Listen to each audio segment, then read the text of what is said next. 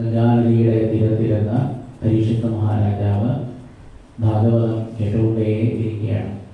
ഭക്തിയുടെ ഏറ്റവും പ്രധാനപ്പെട്ട ഒരു അംഗമാണ് ശ്രവണം എന്ന് പറയും. ആരെങ്കിലും വളരെ ശ്രദ്ധയോടെ ഭാഗവതം പറയുമ്പോൾ അവരുടെ മുന്നിൽ ചെന്നിരിക്കുക. എന്നിട്ട് പരീക്ഷിത്ത മഹാരാജാവ് എത്രത്തോളം ശ്രദ്ധയോടെയാണോ ഭാഗവതം കേട്ടത് അതേ ശ്രദ്ധയോടെ വേണം ഈ ശ്രീമദ് ഭാഗവതം കേൾക്കുവാൻ. അപ്പോഴേ നല്ല ഒരു ശ്രദ്ധാലുവായ ഒരു ശ്രോതാവായിട്ട് മാറാൻ കഴിയുള്ളൂ.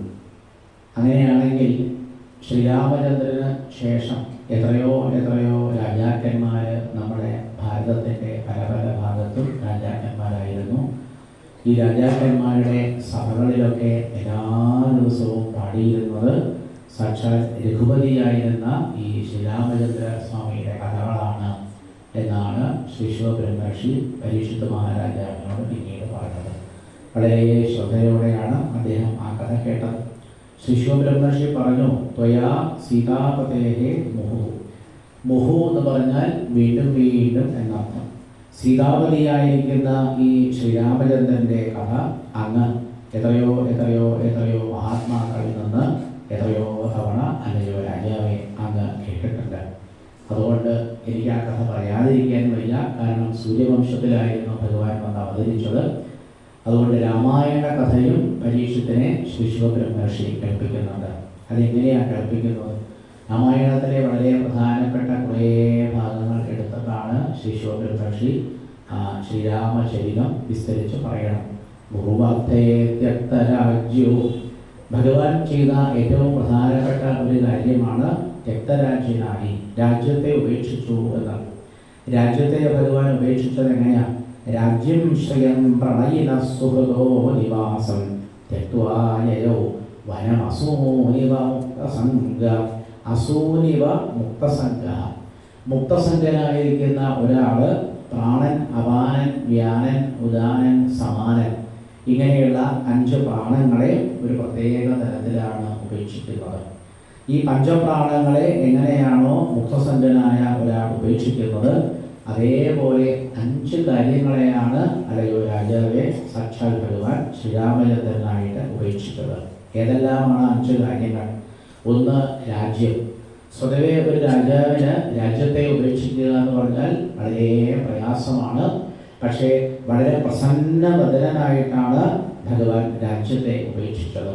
രണ്ടാമത്തേത് ശ്രിയം. ശ്രീ എന്ന് പറഞ്ഞാൽ എന്താ? നേരത്തെ ഒരു കഥ പറയുമ്പോൾ പറഞ്ഞു, അലാഴിമഥനം പറയുമ്പോൾ എന്താണ് ശ്രീ എന്ന് പറഞ്ഞു. അത് മനസ്സിലായി എന്നാണ് ഞാൻ വിചാരിക്കുന്നത്.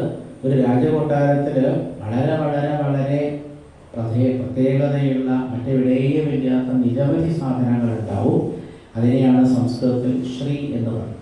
ഇപ്പം രണ്ടാമതായിട്ട് ശ്രീരാമചന്ദ്ര സ്വാമികൾ എല്ലാ ശ്രീയെയും ഉപേക്ഷിച്ചു. പിന്നെ പ്രണയിന, ഭഗവാൻ അങ്ങേയറ്റം ഇഷ്ടപ്പെടുന്ന നിരവധി പേര് അയോധ്യയിലുണ്ടായിരുന്നു. മൂന്നാമതായിട്ട് ഭഗവാൻ അവരെല്ലാവരെയും ഉപേക്ഷിച്ചു.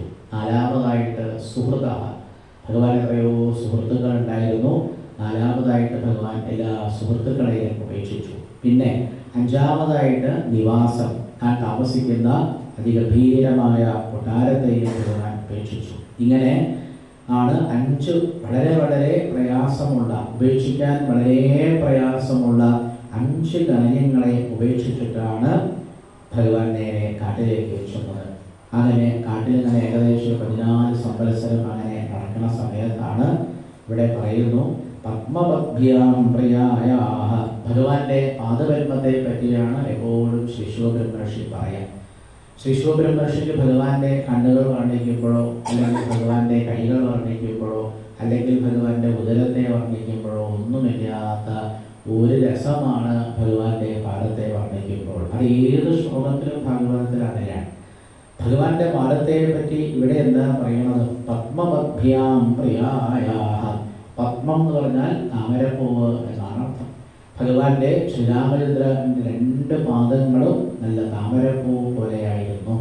പ്രിയായാഹ പാണിസ്പരിശ അക്ഷമാഭ്യ. എന്താണ് അതിൻ്റെ അർത്ഥം? അതിൻ്റെ അർത്ഥം അറിയണമെങ്കിൽ നമ്മളൊന്ന് കാട്ടിൽ പോയി നോക്കണം. ദണ്ഡകാരണ്യത്തിലൊക്കെ എത്രയോ കാലം ഭഗവാൻ അങ്ങനെ സഞ്ചരിച്ചിരുന്നു. ഒരു ദിവസം ഭഗവാൻ കാട്ടിൽ കൂടെ അങ്ങനെ കടന്നു പോവുകയാണ്. എന്താണെന്നറിയില്ല. ഭഗവാൻ ക്ഷീണമുണ്ടോയെന്ന് എന്നോട് ചോദിക്കരുത്.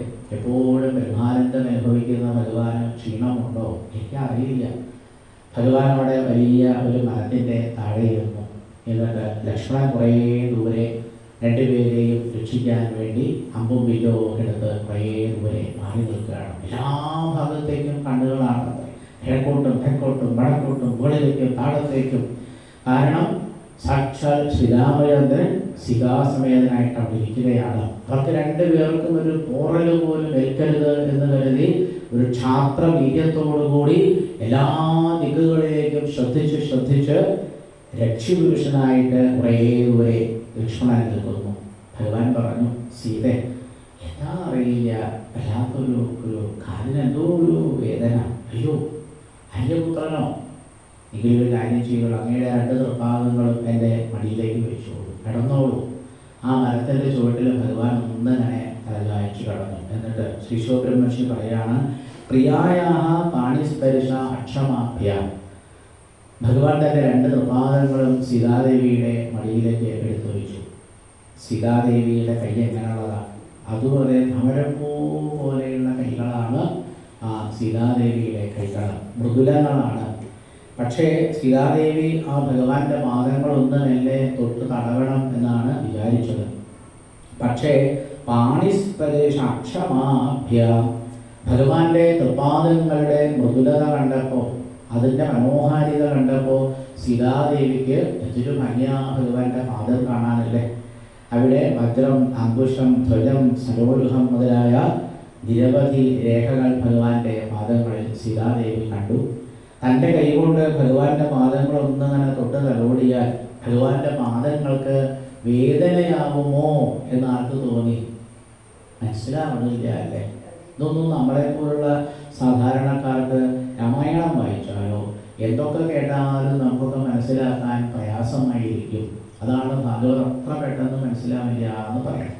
ശ്രീ ശുഖബ്രഹ്മർഷിയെ പോലുള്ള മഹാത്മാക്കൾക്ക് അതെന്താണ് ആ ഭാവം എന്ന് മനസ്സിലാവും. തൻ്റെ മനോഹരമായ താമരപ്പൂവിനേക്കാൾ മൃദുലമായ കൈകളെ കൊണ്ട് ശ്രീരാമചന്ദ്രൻ്റെ പാദം തൊട്ടാൽ ഭഗവാന് വേദനയാവുമോ എന്ന് സംശയിച്ചിട്ട് തൊട്ടില്ല എന്നുള്ള മട്ടിൽ മെല്ലെയാണത്രേ സീതാദേവി ആ ഭഗവാന്റെ 2 പാദങ്ങളും മെല്ലെ ഒന്ന് തഴുകിയത്.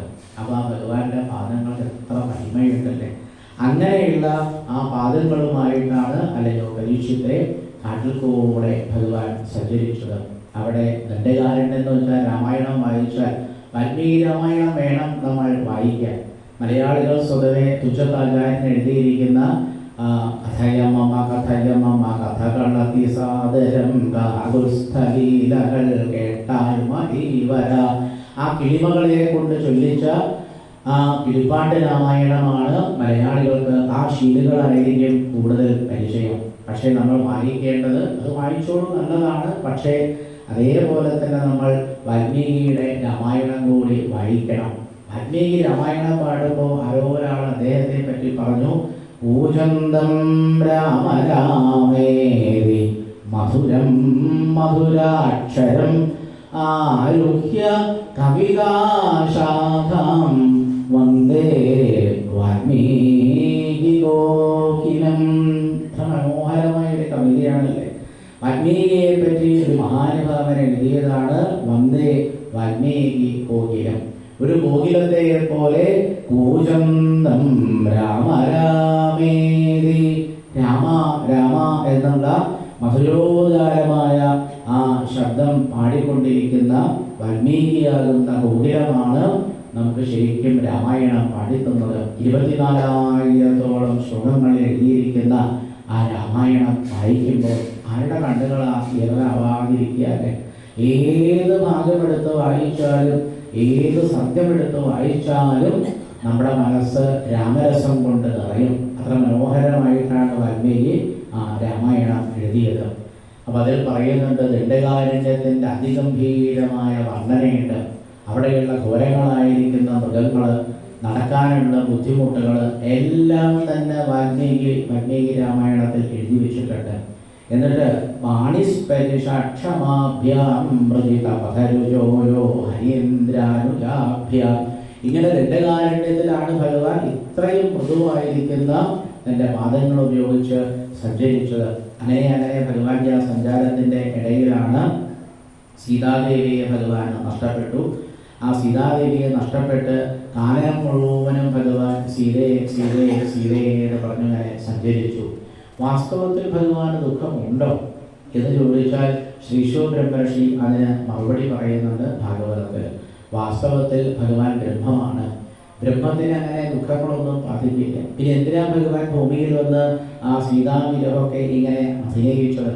അത് ശരിക്കും പറഞ്ഞാൽ സ്ത്രീവും പ്രസംഗവേദാത് സർവത്ര ത്രാസമാവഹ ഈശ്വരാണാം വിമുഖ. സ്ത്രീവും പ്രസംഗം ഇങ്ങനെയാണ്, അത് ഇത്രയേറെ ദുഃഖം തരുന്നതാണ് എന്ന് ലോകത്തെ പഠിപ്പിക്കാൻ വേണ്ടിയിട്ടാണ് ഭഗവാൻ ആ സീതാവിരഹമാകുന്ന ദുഃഖങ്ങളെല്ലാം അനുഭവിച്ചുകൊണ്ട് കാനനന്തോറും സഞ്ചരിച്ചത്. ആ സഞ്ചാരത്തിൻ്റെ ഇടയിലാണ് ഭഗവാൻ ഹനുമാനെ കണ്ടുമുട്ടി. അതുപോലെ സുഗ്രീവനുമായിട്ട് സഖ്യം ചെയ്തു. അനേകം വാനരന്മാരാണ് ഭഗവാനെ ആ അവതാരത്തിൽ സഹായിച്ചത്. അവരൊക്കെ എപ്പോഴും ഭഗവാന്റെ നാമം ജപിച്ചുകൊണ്ട് ഭഗവാന്റെ പിന്നാലെ കടന്നു. ഭഗവാന് ശരിക്ക് ഈ വാനരന്മാരുടെ ആവശ്യമൊന്നുമില്ല എന്ന് പറയുന്നുണ്ട് ശ്രീ ശിവപെരുമാഷൻ. പിന്നെ എന്തിനാ? കഴിഞ്ഞ ദിവസം പറഞ്ഞില്ലേ, ഈ ഭക്തൻ എപ്പോഴും ദാസോഹം ദാസോഹം ദാസോഹം എന്ന് പറഞ്ഞിട്ടാണത്രേ ജീവിക്കേണ്ടത്. അപ്പം ഈ വാനരന്മാർ മുഴുവനും എന്നും ജപിച്ചത് ഈ മന്ത്രമാണ്, ശ്രീരാമദാസോഹം, ഞാൻ ശ്രീരാമന്റെ ദാസനാണ് എന്ന് പറഞ്ഞുകൊണ്ടാണ് എല്ലാ വാനരന്മാരും ഭഗവാന് വേണ്ട കൈകര്യങ്ങളും ഒക്കെ ചെയ്തത്. അതിൽ പ്രധാനപ്പെട്ട ഒരാളായിരുന്നു സുഗ്രീവൻ. സുഗ്രീവനുമായിട്ട് ഭഗവാൻ സഖ്യം ചെയ്തു. രണ്ടുപേർക്കും ഏകദേശം ഒരേപോലത്തെ ദുഃഖങ്ങളായിരുന്നു. സുഗ്രീവനാണ് പിന്നീട് നിരവധി വാനരന്മാരെ സീതാദേവിയെ അന്വേഷിക്കാൻ വേണ്ടി പല ഭാഗത്തേക്കും പറഞ്ഞയച്ചു. അതിൽ തെക്കുഭാഗത്തേക്ക് പോയ വാനരന്മാരെല്ലാവരും സമുദ്രതീരത്തെത്തിയ സമയത്ത് അവർക്ക് മനസ്സിലായി ഈ സമുദ്രം കടക്കാൻ പറ്റില്ല, ഇപ്പം എന്താ ചെയ്യുക? ഇനിയിപ്പോൾ ഇവിടെ കടന്നുറങ്ങാമെന്ന് വിചാരിച്ച് എല്ലാവരും കടന്നുറങ്ങിയപ്പോഴാണ് പെട്ടെന്ന് ഒരു പക്ഷി അവിടേക്ക് മെല്ലെ മെല്ലെ വന്നു. നോക്കിയപ്പോൾ ആ പക്ഷിക്ക് തോന്നി കുറേ കാലത്തേക്ക് കഴിക്കാനുള്ള ആഹാരം ഉണ്ടല്ലോ, എത്ര വാനരന്മാരാ. അപ്പം അതിൽ ഏതോ ചില ആൾക്കാർ ഇതുവരെ നടന്ന ശ്രീരാമൻ്റെ കഥകളൊക്കെ അങ്ങനെ പാടി. ആ രാമകഥകൾ കേട്ടപ്പോഴാണ് ആ സമ്പാദിയുടെ ചിറകുകളൊക്കെ മുളച്ചു വന്നത് എന്ന് പറയുമ്പോൾ നമുക്ക് അത്ഭുതം തോന്നില്ലേ. അങ്ങനെ ആ ചിറക് മുളച്ച സമ്പാദി ആകാശത്തിലേക്ക് പറന്നു പോയിട്ട് ദൂരേക്ക് നോക്കിയിട്ട് പറഞ്ഞു, ഞാനിവിടെ കാണുന്നുണ്ട്, സീതാദേവിയെ കാണുന്നുണ്ട്, നിങ്ങളിൽ ആരെങ്കിലും ഒരാൾ അവിടെ പോയാൽ സീതാദേവിയെ കാണാം എന്നും പറഞ്ഞ് ആ സമ്പാദി പറന്നുപോയി. വാനരന്മാരിങ്ങനെ ആലോചിക്കുക, ആരാ ഈ വലിയ സമുദ്രം ചാടുക? അവസാനം ഹനുമാനാണ് നിയുക്തനായത്. ആ വലിയ പർവ്വതത്തിൻ്റെ മുകളിൽ കയറി രാമ എന്നെഴുതിയിരിക്കുന്ന ഒരു അങ്കുലീയം തൻ്റെ ശിരസിലുണ്ട്. പിന്നെ എന്താ പരിഭ്രമിക്കുക? വളരെ എളുപ്പത്തിലാണ് ആ വലിയ സമുദ്രമൊക്കെ ചാടി നേരെ അവിടെ ചെന്നു. സീതാദേവിയെ കണ്ടു, പറയേണ്ട കാര്യങ്ങളെല്ലാം പറഞ്ഞു. തിരിച്ച് ഇങ്ങോട്ട് വന്നു, ഭഗവാനോട് ആ സന്തോഷ വാർത്ത അറിയിച്ചു. പിന്നീടാണ് അവരെല്ലാവരും കൂടി സമുദ്രത്തിൽ വലിയ സേതു കെട്ടി. ആ സേതുവിൻ്റെ മുകളിൽ കൂടെ നടന്ന് എല്ലാവരും ലങ്കയിലെത്തി. ആ ലങ്കയിൽ വെച്ചിട്ടായിരുന്നു രാമരാവണ യുദ്ധം. അതിഭയങ്കരമായ രാമരാവണ യുദ്ധമൊക്കെ കഴിഞ്ഞ് ഭഗവാൻ സീതാദേവിയെ വീണ്ടെടുത്തു, അഗ്നിശുദ്ധയായി സ്വീകരിച്ചു. അയോധ്യയിൽ അതിഗംഭീരമായ പട്ടാഭിഷേകം നടന്നു. പിന്നെ എത്രയോ എത്രയോ എത്രയോ കാലമാണ് ഭഗവാൻ അയോധ്യയിൽ ചക്രവർത്തിയായിട്ട് വാണത്. ആ അയോധ്യയിൽ ശിശുബ്രഹ്മർഷി പറയുന്നു, ത്രേതായാം വർത്തമാനായ കാലഹ കൃതസമഹ അഭവൽ. ത്രേതായുഗമായിരുന്നു വാസ്തവത്തിൽ, പക്ഷേ ഭഗവാൻ അവിടുത്തെ ചക്രവർത്തിയായിട്ട് വാണപ്പോൾ ത്രേതായുഗം മാറി കൃതയുഗമായിട്ട് മാറി. അതെന്തൊരു അത്ഭുതമല്ലേ. കൃതയുഗത്തിൻ്റെ പ്രത്യേകത എന്താ? ജനങ്ങളൊക്കെ കൃതകൃത്യന്മാരായിരിക്കുന്ന യുഗമാണ് കൃതയുഗം. അപ്പോൾ ഭഗവാൻ ആ സിംഹാസനത്തിൽ ഇരുന്നതോടുകൂടി, ഭഗവാന്റെ പട്ടാഭിഷേകം കഴിഞ്ഞതോടുകൂടി അത് ത്രേതായുഗമല്ലാതെയായി മാറി, അത് കൃതയുഗമായിട്ട് മാറി. രാമേ രാജിനി സർവജ്ഞേ സർവഭൂത സുഖാവഹേ. എല്ലാ ജീവജാലങ്ങൾക്കും പരമാനന്ദമായിരുന്നു ആ രാമരാജ്യത്തിൽ. വനാനി നദ്യ ഗിരയ വരിഷാണി ദീപസിന്ധവ സർവേ കാമദുഃഖ ആസൻ. കാട്ടിലൊക്കെ ഇഷ്ടംപോലെ പഴങ്ങളും സസ്യങ്ങളൊക്കെ ഇഷ്ടംപോലെ ഉണ്ടായിരുന്നു. നദികളിൽ ഏറ്റവും നല്ല ശുദ്ധമായ ജലമുണ്ടായിരുന്നു. പർവ്വതങ്ങളിലൊക്കെ ഇഷ്ടംപോലെ രത്നങ്ങൾ ഉണ്ടായിരുന്നു. നാദി ശരിക്കും കേട്ടോളൂ, രാമരാജ്യത്തിൽ ആർക്കും എന്ത് ആധി എന്ന് പറഞ്ഞാൽ എന്താ? മനസ്സിലുണ്ടാകുന്ന വിഷമത്തിനാണ് ആധി എന്ന് പറയുന്നത്. അപ്പോൾ ശ്രീ ശിവബ്രഹ്മർഷി പറഞ്ഞു, ഭഗവാൻ ചക്രവർത്തിയായതിൽ പിന്നെ അയോധ്യയിൽ ആർക്കും ആധികളില്ലായിരുന്നു. വ്യാധി, ഒരു തരത്തിലുള്ള രോഗങ്ങളും ആർക്കും ഇല്ലായിരുന്നു. ജര, ആർക്കും ജര ബാധിച്ചിട്ടില്ല. ഗ്ലാനിയില്ല, ദുഃഖമില്ല, ശോകമില്ല, ഭയമില്ല. മൃത്യുശ്ച അനിക്ഷത ന ആസീത്. എന്താ അർത്ഥം? മരണം പോലും ഇല്ലായിരുന്നു.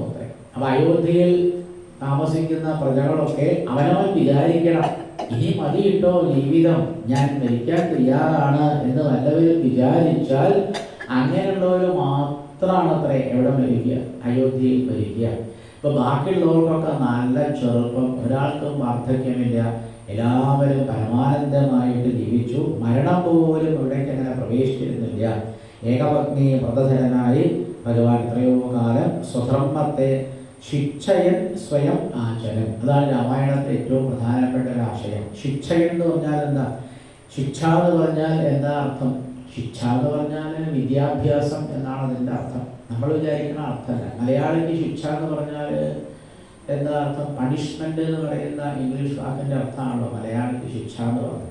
സംസ്കൃതത്തിൽ അങ്ങനെയല്ല. ശിക്ഷ എന്ന് പറഞ്ഞാൽ എഡ്യൂക്കേഷൻ എന്നാണ് അർത്ഥം. അപ്പോൾ ഇവിടെ എന്താ അർത്ഥം? സ്വധർമ്മം ഗൃഹമേതീയം ശിക്ഷയൻ. ധർമ്മത്തെ പറ്റി എല്ലാവർക്കും വേണ്ടതുപോലെ ഭഗവാൻ എന്ത് ചെയ്തു? പറഞ്ഞു കൊടുത്തു. പറഞ്ഞു കൊടുത്താൽ മാത്രം പോരാ, സ്വയം ആചരണം. ഭഗവാൻ ആ ധർമ്മത്തെ സ്വന്തം ജീവിതത്തിൽ പൂർണ്ണമായിട്ട് ആചരിക്കുകയും ചെയ്തു. ഇങ്ങനെ ധർമ്മം ആചരിക്കുകയും ധർമ്മത്തെ ലോകത്തിൽ മുഴുവൻ പ്രചരിപ്പിക്കുകയും ചെയ്തുകൊണ്ടാണ് ഭഗവാൻ ആ അയോധ്യയിൽ താമസിച്ചത്. പിന്നെ ഭഗവാൻ പലതരത്തിലുള്ള യാഗാദികളൊക്കെ ചെയ്തു എന്നാണ് 11-ാമത്തെ അധ്യായത്തിൽ വർണ്ണിക്കുന്നത്. പിന്നെ എത്രയോ എത്രയോ ദാനമാണ് ഭഗവാൻ അയോധ്യയിൽ നിന്ന് ചെയ്തത്. അപ്പം അവിടെ കൂടിയിരുന്ന ഓരോരുത്തരും എത്രയോ എത്രയോ പേര് ഭഗവാനെ കാണാൻ വേണ്ടി അയോധ്യയിൽ വരാറുണ്ട്. അവരെല്ലാവരും ഭഗവാന്റെ അത്ഭുതകരമായ ലീലകൾ കണ്ട് ഭഗവാനെ എന്നും നമസ്കരിക്കുന്ന ഒരു മന്ത്രമാണ് ശ്രീ ശിവബ്രഹ്മർഷി പരീക്ഷത്തിന് പറഞ്ഞു കൊടുത്തത്. നമോ ബ്രഹ്മണ്യദേവായ രാമായ ഗുണ്ഠമേധസേ ഉത്തമശ്ലോകധുര്യായ ന്യസ്തദണ്ഡാർപ്പിതാംഘ്രയേ. ഉത്തമശ്ലോകൻ എന്ന് പറയാൻ ലോകത്തിൽ ധാരാളം പേരുണ്ടായിരുന്നു. എത്രയോ പേരുണ്ടായിരുന്നു. അവരൊക്കെ നമുക്ക് ഉത്തമശ്ലോകൻ എന്ന് പറയാം. ഉത്തമശ്ലോകൻ എന്ന് പറഞ്ഞാൽ എന്താ? ഏറ്റവും നല്ല കീർത്തി ലോകത്തിൽ പരത്തുന്നവരെയാണ് സംസ്കൃതത്തിൽ ഉത്തമശ്ലോകൻ എന്ന് പറയും. അങ്ങനെ 10,000-കണക്കിന് ഉത്തമ ശ്ലോകന്മാർ നമ്മുടെ ഭാരതത്തിൽ പല ഭാഗത്തും ഉണ്ടായിരുന്നു. പക്ഷെ അങ്ങനെയുള്ള ഉത്തമ ശ്ലോക ധുര്യം എന്ന് പറഞ്ഞാൽ എന്താ? ധുരി എന്ന് പറഞ്ഞാൽ ഏറ്റവും മുന്നിൽ നിൽക്കുന്ന ആളെന്ന് അർത്ഥം. അങ്ങനെ 10,000-കണക്കിന് ഉത്തമ ശ്ലോകന്മാരിൽ ഏറ്റവും അഗ്രേസരനായിരുന്നു ഈ ശ്രീരാമചന്ദ്രൻ എന്നാണ് പരീക്ഷത്തിനോട് ഈ ശ്രീ ശുകബ്രഹ്മർഷി പറഞ്ഞു കൊടുത്തത്. അപ്പോൾ അവിടെ വരുന്ന എത്രയോ വലിയ മഹാത്മാക്കളൊക്കെ ഭഗവാനെ അങ്ങനെയാണ് അത്രേ നമസ്കരിക്കുക. ഓം ഉത്തമശ്ലോകധുര്യായ നമ, ഓം ഉത്തമശ്ലോകധുര്യായ നമ, ഓം ഉത്തമശ്ലോകധുര്യായ നമ, ഓം ഉത്തമശ്ലോകധുര്യായ നമ. ഇങ്ങനൊരു നമസ്കാരം ലോകത്തിൽ ആർക്കും കിട്ടിയിട്ടില്ല എന്നാണ് പറയുന്നത്.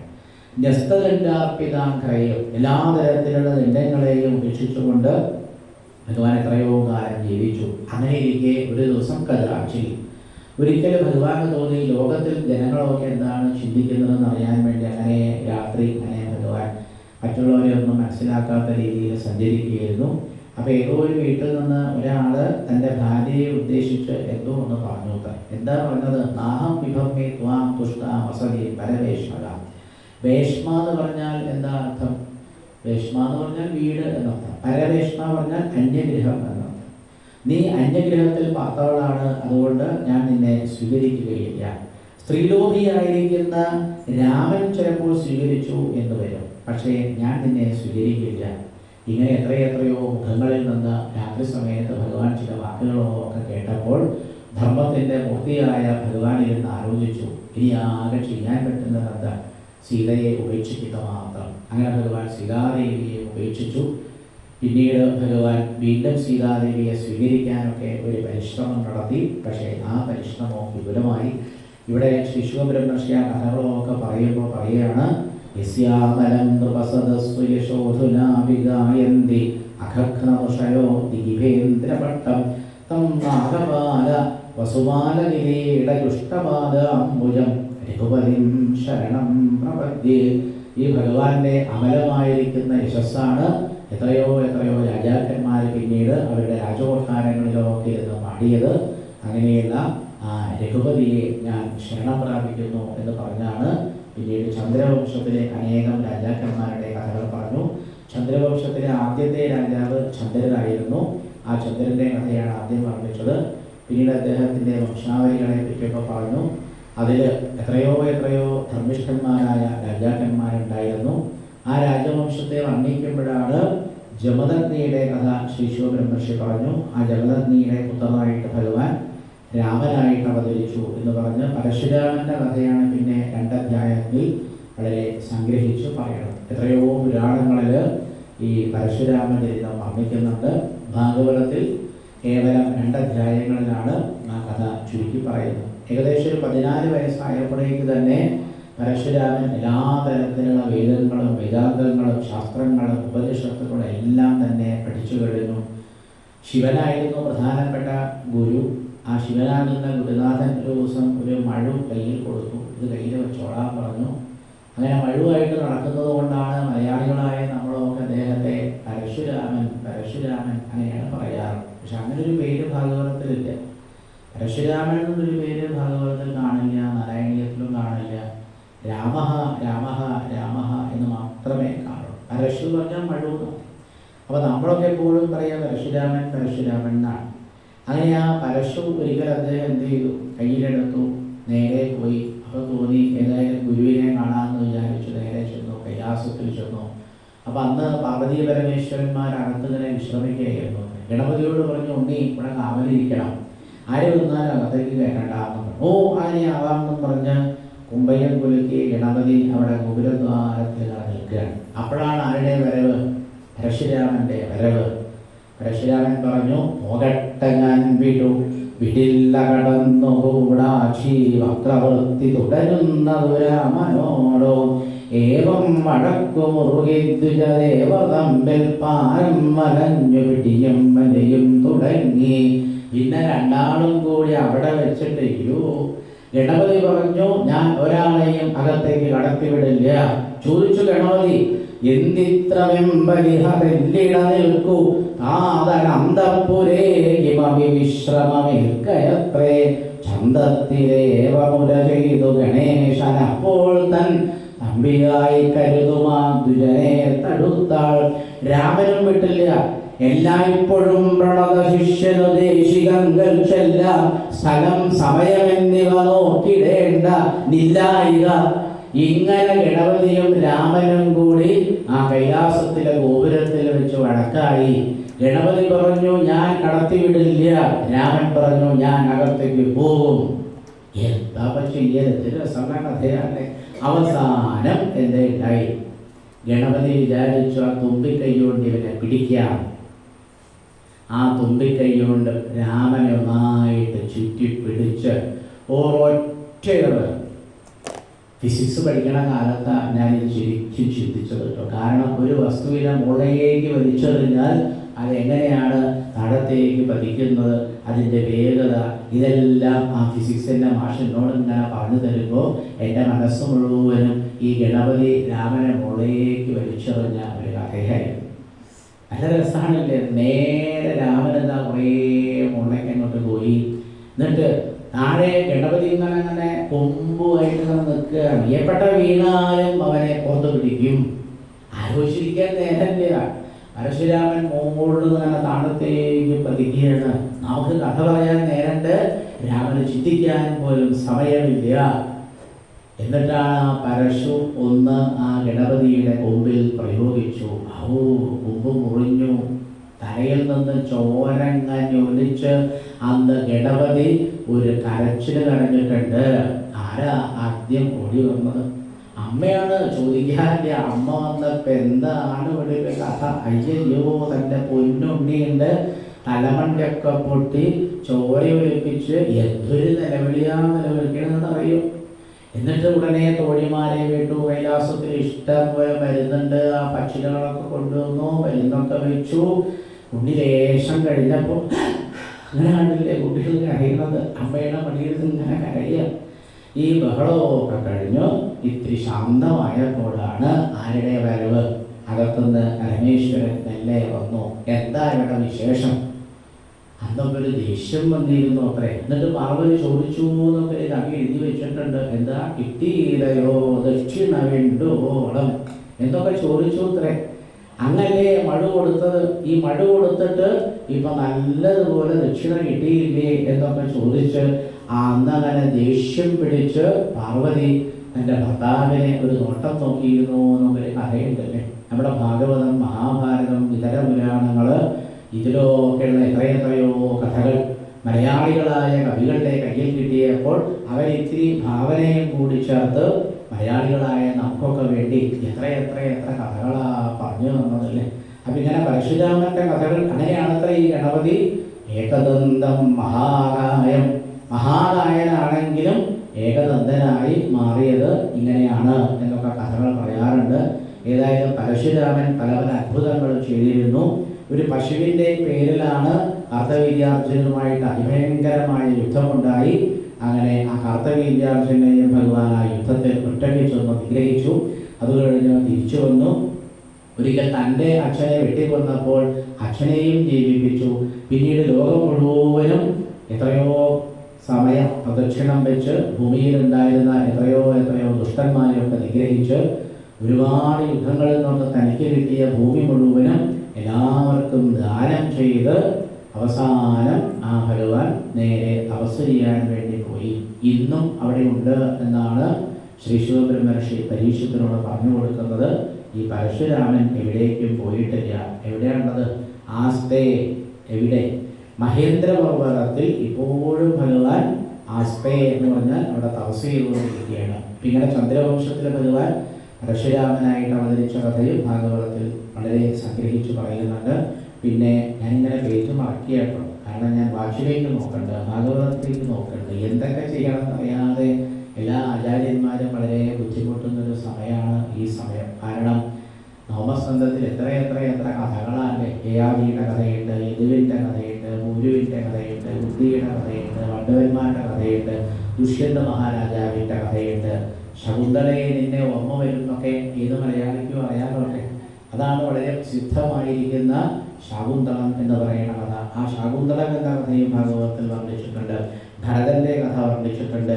രതിദേവൻ എല്ലാം ഉപേക്ഷിച്ച് ജീവിതത്തിൽ തനിക്ക് കിട്ടിയ മുഴുവനും കുടുംബസമേതം ആഹാരം പോലും ഉപേക്ഷിച്ച് ജീവിച്ച മഹാത്മാവായ രതിദേവന്റെ കഥയും നവമസ്കന്ധത്തിൽ വർണ്ണിച്ചിട്ടുണ്ട്.